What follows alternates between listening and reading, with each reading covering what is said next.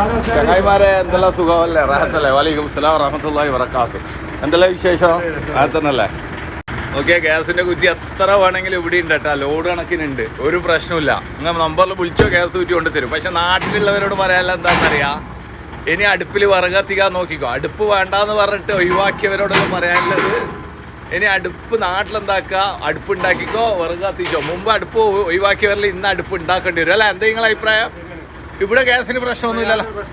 Gulf രാജ്യങ്ങളിൽ ഗ്യാസിന് ഒരു പ്രശ്നമില്ല. യുദ്ധം ചെയ്യുന്നതെന്ന് വെച്ചിട്ടോ യുദ്ധം ഉണ്ടെന്ന് വെച്ചിട്ടോ. നമ്മളെ മോദി മറ്റവർക്ക് അടിമപ്പെട്ടതുകൊണ്ടാണ് ഗ്യാസ് കിട്ടാത്തതും ഗ്യാസിന് പൈസ കൂടുന്നതും എല്ലാം.